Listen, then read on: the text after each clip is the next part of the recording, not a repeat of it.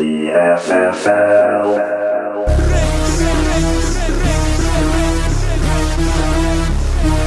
Straight colors. Chill. FFL. That's right. Tovar. There is no off season. The FFL. The FFL. The FFL. There is no off season. The FFL. The FFL. The FFL. Welcome to the Tovar podcast, brought to you by the FFL Network, FartsFootball League. Follow us on Facebook, Instagram, and Twitter. The website's coming up soon, so this will be www.FartsFootballLeague.com. And for my first guest on the Tovar podcast, I want to welcome everybody. The Pocket Monster, the two-time FFL MVP and future Hall of Famer, Kevin All-Star Amaya. Kevin, thank you for being on the podcast. Hey, Absolutely my pleasure. How you doing? It's an honor, man. It's the first time. Yeah. I'm doing well. It's Thanksgiving week, and a lot of people got a long week ahead of them. Either they're going shopping or spending it with their family. The Turkey Bowl is coming up on Saturday, so there's a lot going on. So speaking on that, the Turkey Bowl is 3 days away. This is your last game as an FFL athlete. Your illustrious career is coming to an end. Before we dig into that hot frying pan and open up a can, I got a list of questions here I want to ask you. The FFL universe wants to know. We want to know. We want to get into the mind of Kevin All-Star Amaya. So first of all, I appreciate you being on the podcast. You're the first guest on Tovar's podcast. Yeah, that's big. How you doing? Oh man, I'm good. I'm not gonna go and sit here and lie to you and say that this hasn't been on my mind all week. Right. I for the past 2 weeks, my birthday was about a week and a half ago, and Happy birthday! Hey, thank you.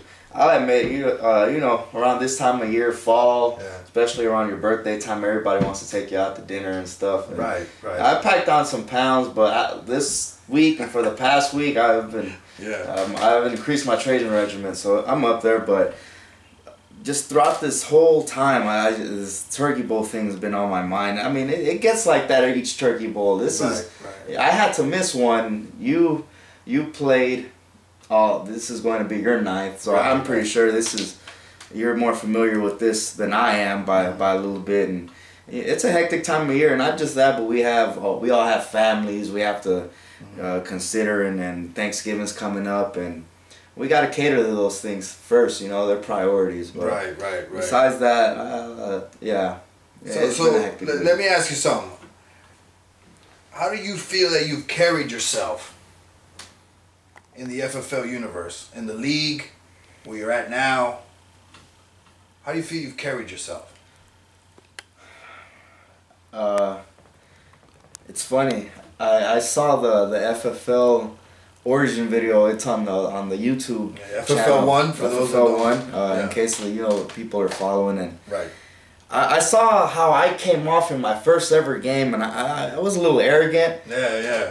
Really early on. Young buck. 16, 17. And that's not who I am today, and that's not who I continue to carry myself as. Right. I feel that now I'm more of a vocal leader. Yeah. Even though I'm not on that field every single game, I feel that I'm there just to lead people in morality. Yeah. That football is an important thing, that I'm not one of those that'll constantly trash talk individuals or whatnot. It's never really been my lingo, but just moreover one of those people that could be looked at in case of leadership.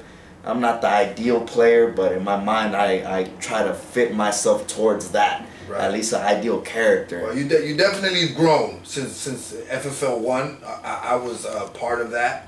And you definitely grown. 7 years ago, man. Like 8 years ago. You've definitely grown. So I seen that, and you've not always been the biggest guy now. Was that something that took a toll on you? Did you feel like you were out of place? Did you feel intimidated by not being the biggest guy on the field, or was that to your advantage? Oh man, I think the fact that the fact that I was smaller than most. Yeah. I won't even use the word smaller. I'll use the word shorter because that's it's more of a physical stature. Right. I feel that kind of lowered the expectations people had on me. Like, oh, you know, this guy, we can't expect too much of him. So in that way it helps. But obviously there's always going to be those handicaps against you. We've had games where we've gone against huge players, not just huge by their skill, but by their stature, by the way their physiques are made out of. And I just think from that, those games were tough on people. Right. There were games where not just myself, but everybody went home very sore and in pain, and just because not just that they played an entire game, but their bodies took a beating, and I was prone to that because I was, like you're saying, you know, I was a shorter player and all, but I made that into just something that benefits me. Right. You know, I like to go and think of the Cinderella Man story where this person isn't supposed to be, you know, this type of player, and I took it and ran with it, man. So you feel it molded you to be who you are now, who the players look up to now when they see you out in the field? Do you think that has molded you? I never wanted to be known by it, but it was something that it was an elephant in the room. I mean, the name Pocket Monster wasn't given to me just for no reason. It wasn't given by me. It was by the camera lady, Lola. She's you know, doing a wonderful job, you know, recording all the games, and you know, I applaud her for all the work that she's done since FFL 1. And she's got the Womback brand. Oh yeah, you know, FSL's getting big right now. She's a Farts Soccer League for everybody out there. The FFL has expanded now into a soccer league as well, which is wonderful. And you know, she branded me with that name, just because you know what you see out on the field, and I feel that it took some time to get into that, and it's taken a lot of work. It's not, you know, it's God-given talent. Yeah. But at the same time, I've worked to you know, cater my craft. Now we know that. For those who don't know, you know, you suffered a real serious injury, a torn ACL, in your FFL career. Tell us, what was your work ethic and conditioning before the injury, and what is it now after your injury?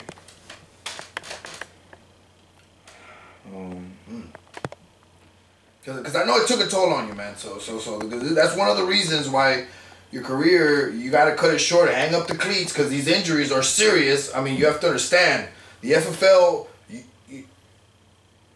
no pads, no helmets. We do it for real. You know, we are one of the few leagues out there that, you know, we leave it all on the field. Yeah, and we have to, you know, there's consequences to that.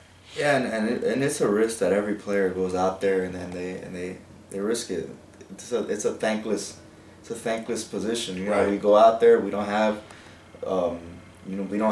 maximum benefits as, you know, other professional sports leagues. And the game where I got injured, it really opened my eyes to how you take care of your body, and I'm more aware of that now. It affects the way I play just because I'm more cautious of certain things, and in all honesty, it's something that stays in the back of my mind while I play.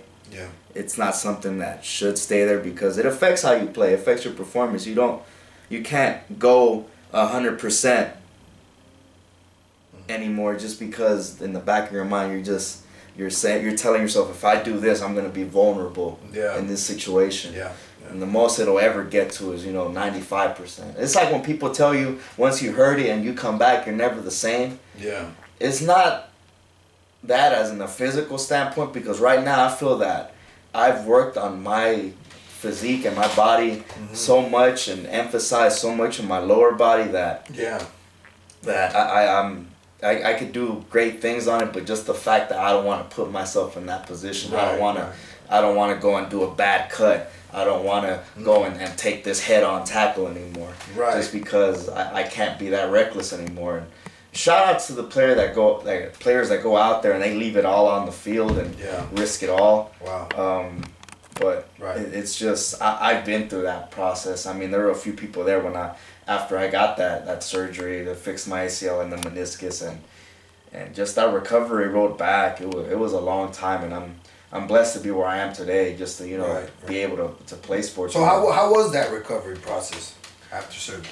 The doctor tells you 6 to 9 months, but you're not really ready to go after 9 months, and especially with resources and stuff, it's a big deal. I feel that I got my operation August 2013 or so, right? And this was after a few months after I want to say FFL 31 or 33. Right. It was when we went against a team, PFL, the Colombo Football League. And yeah. That was a big rivalry game, and yeah. That to this date stays with me just because of how heated that rivalry was. Even though we've never necessarily won one of those, it's big just because it meant a lot to me. I played in the first one, I played in the second one. That third one, it was a personal tragedy for me. It took a big toll on me. After you get one of those procedures, you're stuck in bed for a while.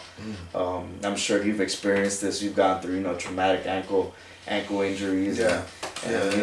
Injuries are hard to get yourself going after that. It's a process. It'll take its toll on you not only physically but mentally and emotionally, right? Right, and then that mental part is what keeps you from leaving it all out there, because you always have that fear.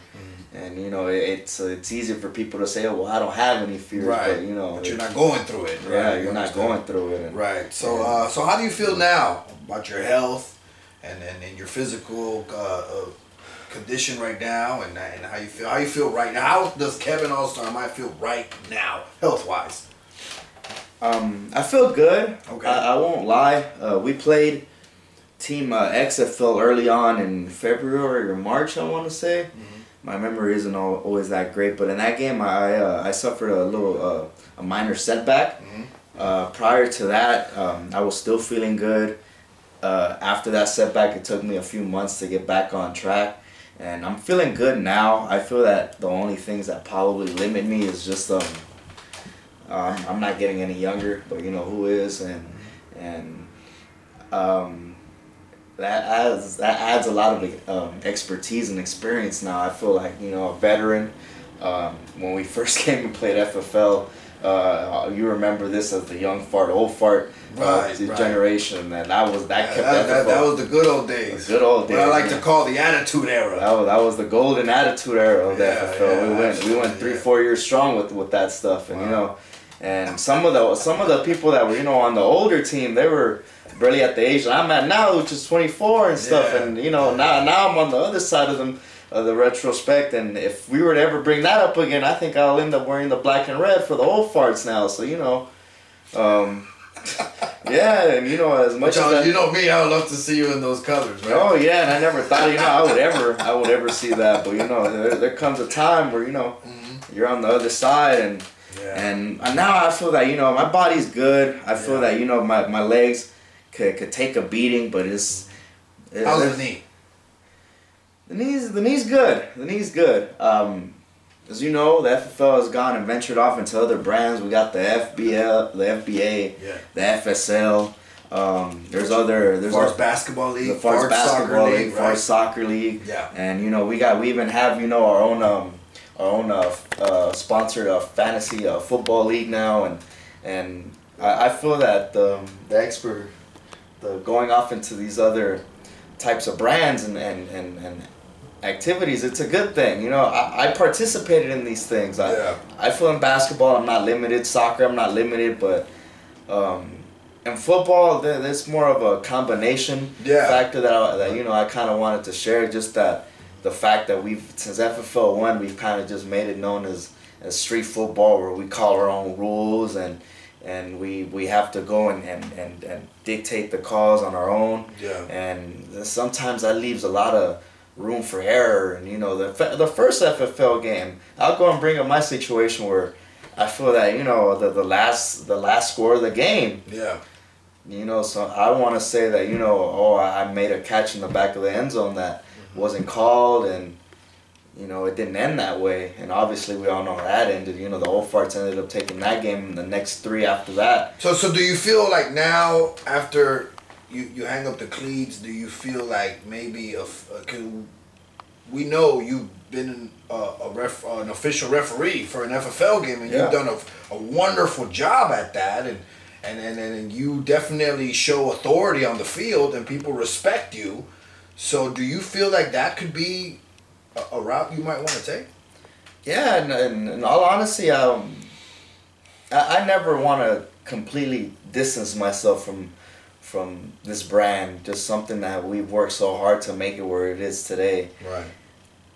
I wouldn't retire knowing that I would no longer have a role with the FFL anymore. Right. What I want to offer the FFL now is something that it's always going to need. Yeah. You're always going to need a ref. You're always going to need that official just to call it like it is. And in my experiences, you know, doing the 6 games that I've refed, or 6 or 7, you know, of course you're going to face criticism.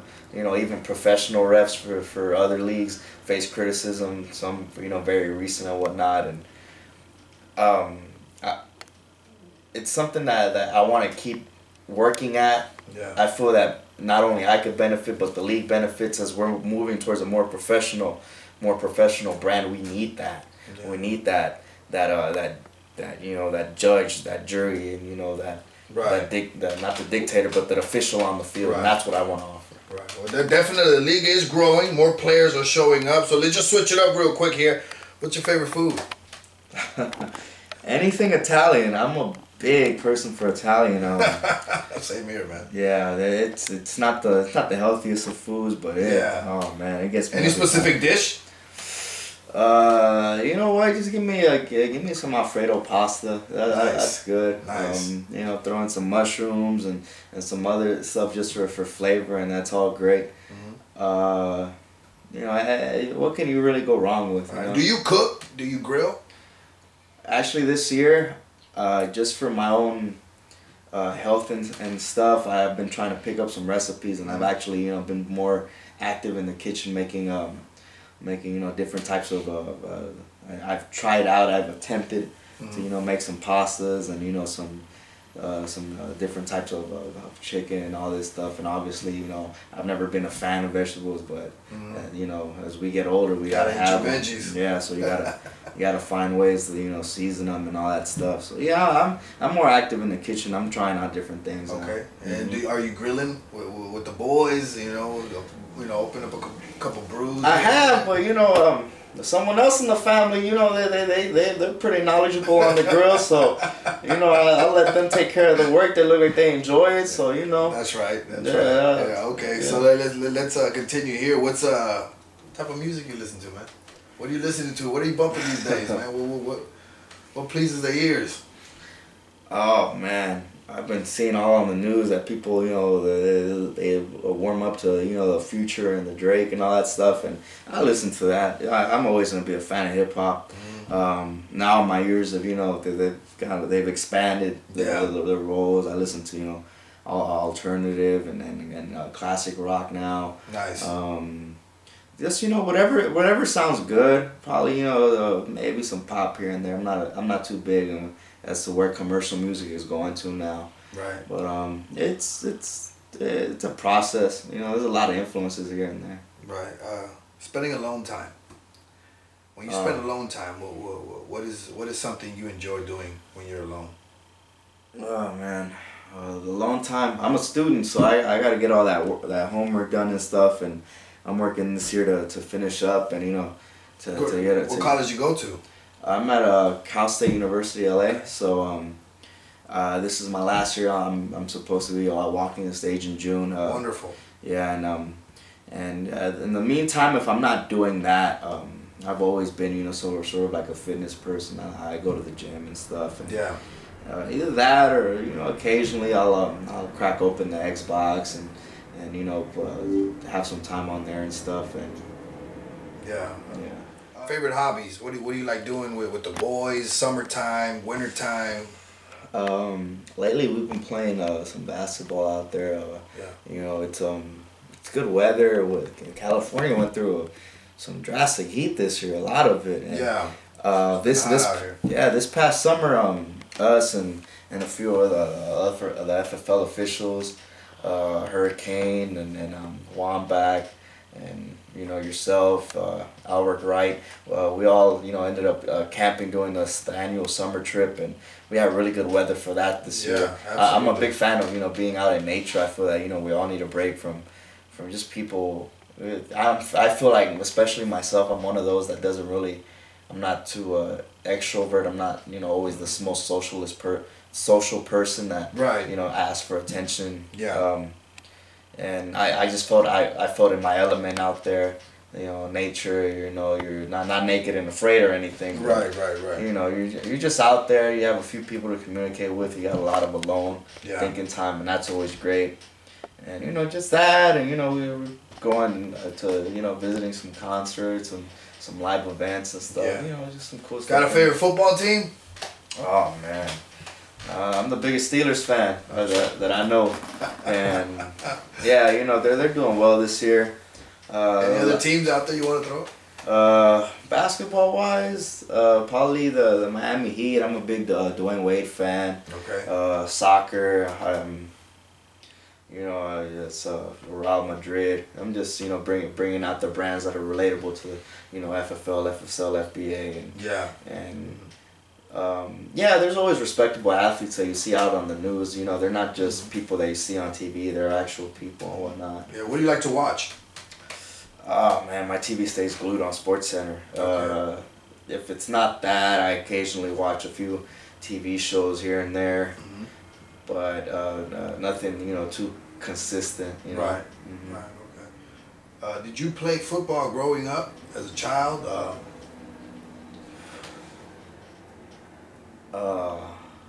Did you play football, high school football? High school football I did, and I kind of was introduced. Who'd you play for? I played for a short time for George Washington Prep. Okay. Which is South Los Angeles, and I went on to play at Hawthorne High, which was the school I ended up graduating from, and it was different experiences just because the cultures that are there. One where you have people that breathe football. I'm talking about Washington. They just have people that were a little bit more passionate about it. Yeah. And you go to Hawthorne and you still find some people that the people that went to Hawthorne that play football. They're active members of the FFL right now. Right. You got Bolden, you got Megatron, Shane. All these people, they're from what I remember, they always love the sport. Yeah. And that's good on them and myself and football is a way of life. It teaches you a bunch of different things. Everybody just looks at it as a bunch of muscleheads just tackling each other, and we all know it's a little bit more than that. Right. But it was different experiences. I've been able to carry the things I learned from both of them and carry it on. Yeah. And I like to go and influence people on the field. Okay. What are your thoughts right now on the FFL and where it's going? It's a brand, it's a lot more political than what it used to be. Nice. And now we're more conscious of stuff that's out there. We're doing an excellent job right now in media relations. Yeah. We have people working around the clock behind the scenes on Instagram posts, Twitter posts, Facebook and whatnot, and we're trying to get the FFL website back up, and it's big. We're going in a great direction. We're expanding the brand. It's not just football now. We have soccer, we have basketball, and with the addition of these other sports, we're attracting more people to come and play.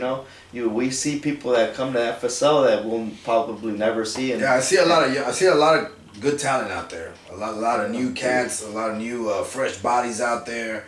A lot of guys that have that determination, motivation. Do you see anybody out there that you see can reach out there and get that brass ring? Who do you see out there right now that you can? In football? Or? Yeah, in the FFL right now. Okay, in football, oh geez. If I can name you probably just a few players I look out on the field and I know that they could carry their name for the next few years in this league. You gotta mention Megatron. Right. Tremendous athlete. Yeah. That guy goes out there and he plays his heart off, and he has tremendous skill. Yeah. Bolden, right. Another DeAndre Bolden. He has tremendous talent. His brother as well. Yeah. We have newcomers coming in. Daniel, AJ Green. What he was Dean nickname on the field. Yeah. And these guys they show up, and they have skill. They're athletic, and they make a name for themselves. Some up and comers that I wanted to throw out there.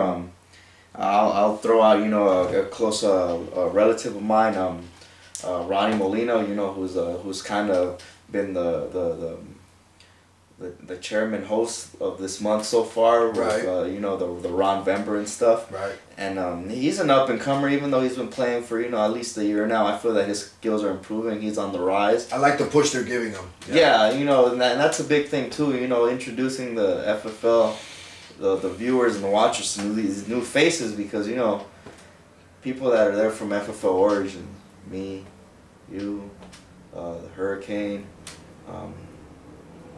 Rick. Or it's not, Berg, Urkel, right. Urkel. I don't even think Urkel was there FFL one. Right. But there's not too many of us left. Right. And we're poster child. Right. So as a future Hall of Famer, what advice you got to give these guys? Be consistent. There's gonna be a time in their lives where they have priorities and obligations. I'm sure that time might be now. Yeah. And this league, it's a proving ground. You go out there, you make a name for yourself. If you get the respect of the people out there, then it shows that you have some talent. Mm-hmm. And what I mean by just being consistent is just show up, lead by example. Right. And then I think that's always been a big thing. Everybody has their own different personalities. Yeah. But that attributes to them. If they carry it out on the field, then that's wonderful. If it doesn't, then you're just one of those people that show up. You're more of a character of the FFL instead of an entity, and you got to be bigger than just your performance on the field. At times, you got to be that presence. Yeah. So just show up. I agree with you on that. Yeah, you got to show up. You got to show out, and just lead by example. Yeah. What's your relationship with some of the players? We're all friends. When we go all work out there, when we all do our things, we're not sworn rivals. We have the competitiveness, but it's never it's never any type of hostility. Yeah. And we feed off of each other. You see your fellow teammate make a play where you want to make that play too. You see your fellow teammate score a touchdown, you want to go and score a touchdown as well. Right. And it's all great with them. Every time I see them in public, it's a heads up. I'll see you at the next game. Mm-hmm.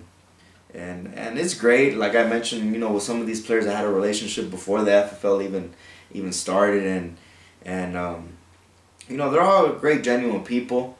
Some of these people are my closer friends. The way FFL started was just, I guess, a bragging right competition between, I'm not sure if it was me and you over here, man. Yeah, we've had our battles, haven't we? Yeah, there was. We've gone, wow. So, we've had our war stories, I'll tell you that. Yeah, and those things would get carried into the games, and wow. It's gone back and forth where people, got pretty personal at one point. Oh yeah, man. We all have our eras, and it started off, as a heated rivalry between, probably you and your friends, and I brought, the younger ones that are around my age. And, old farts versus young farts. Yeah, and that kind of just ended up blending into what was the FFL origins, and it's not like that anymore. People go out there to to have a fun time, and that's what it's about. We also want to go and let people be competitive and whatnot, but we don't wish harm on anyone. Right. But I've really been surprised at is the low injury rate that we've had. I think this is the lowest it's been in a long time and stuff. We haven't had too many people leaving the game for for dramatic. I think that's I think that's great. I think that the FFL authority has a lot to do with it. Yeah. Those that are in control of what's going on in the game and prior to the game and I think speaking to every player before the game starts. I know I've done my part to try to control that injury rate and bring it down. So how's your relationship with the FFL authority with the ones in control? We meet up often. We probably once a month at the minimum, and it's always a constant conversation with us.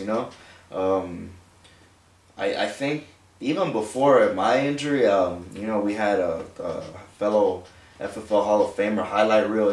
Leave the game due to drastic injury, and other big incidents where the little puppet incident where with concussions on the field, and we had sort of a concussion protocol. We even had to go and we had to change the rules. We had to take special teams out of the game, and at that point people were benefiting off of special teams. It changed the way the game's played.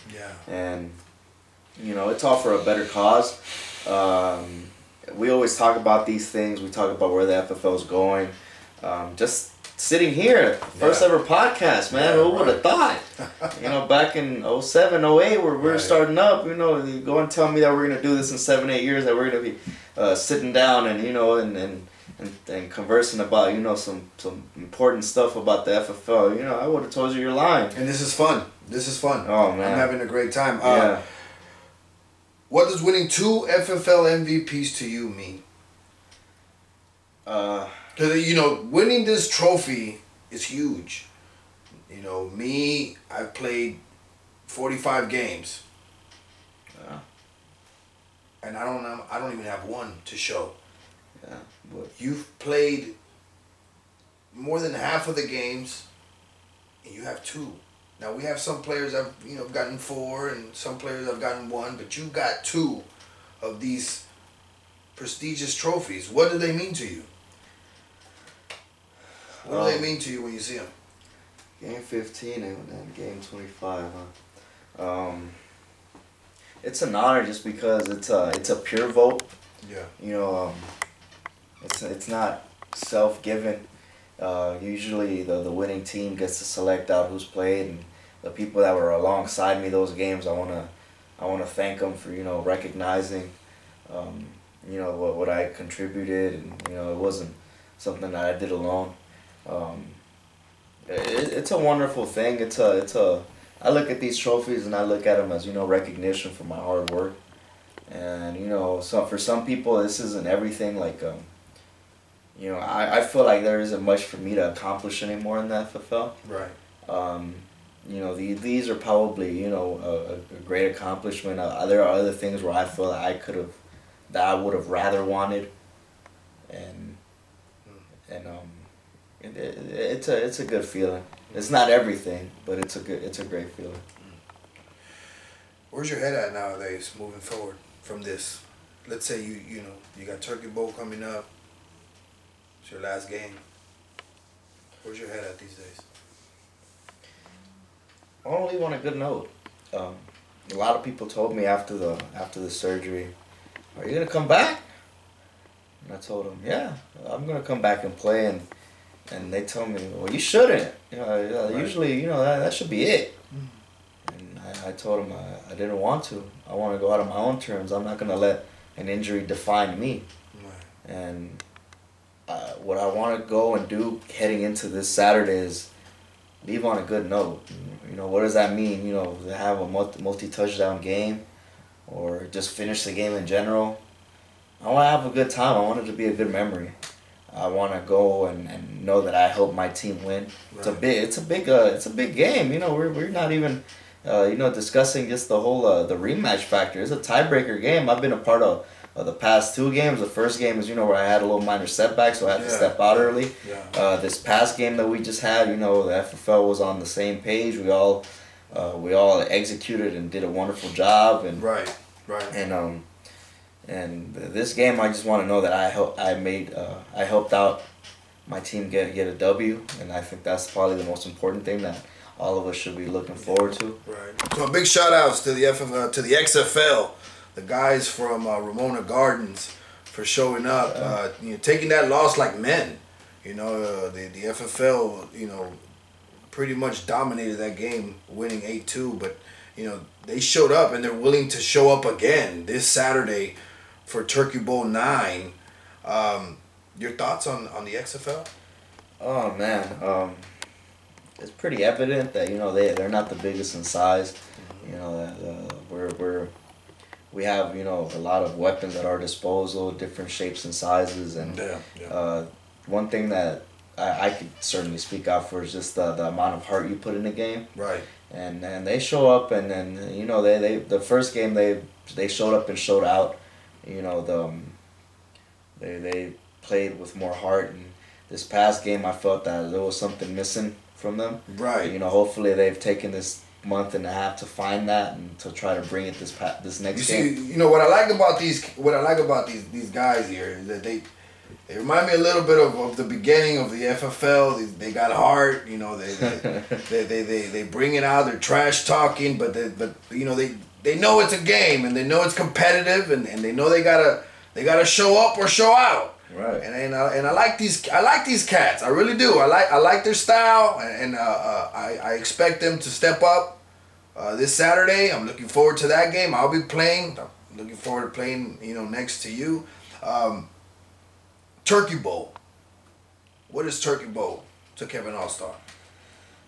It's the highlight of the year. It's where everything starts. It's where it's the beginning of the season. It's also the end of the season. It's everything that the FFL is. The FFL started on the Turkey Bowl.